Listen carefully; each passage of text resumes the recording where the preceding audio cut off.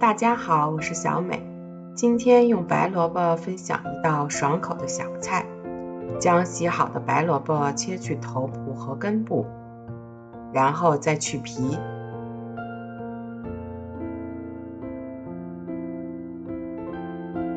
再切成小段，再把每个小段先切成厚片，再切成萝卜条，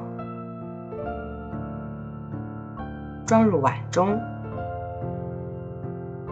加入2小勺盐，抓拌均匀，腌制30分钟以上。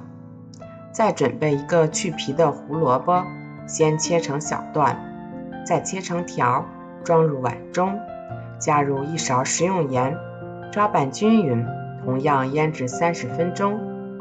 再准备一个干净的黄瓜，先切成小段，再切成条，装入碗中，加入1小勺食用盐，同样腌制30分钟以上。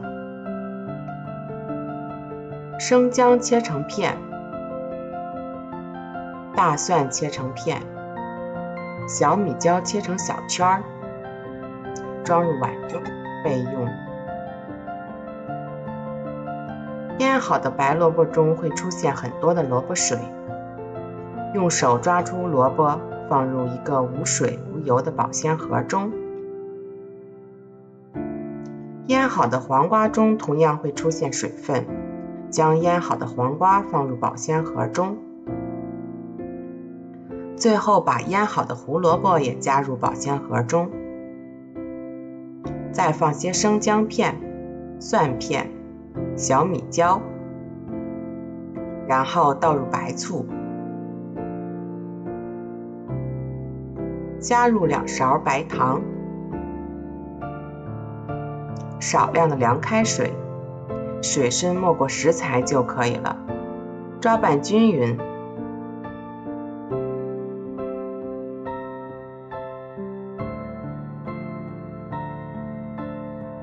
盖上盖子，再晃动几下就可以了。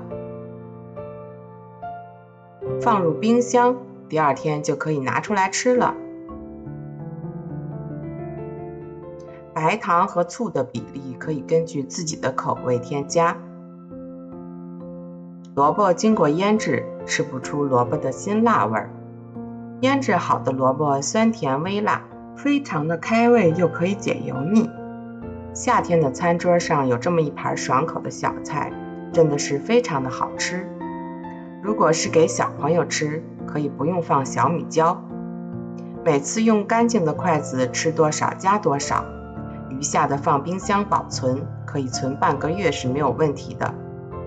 我是小美，喜欢我的视频就关注我吧，谢谢您的支持。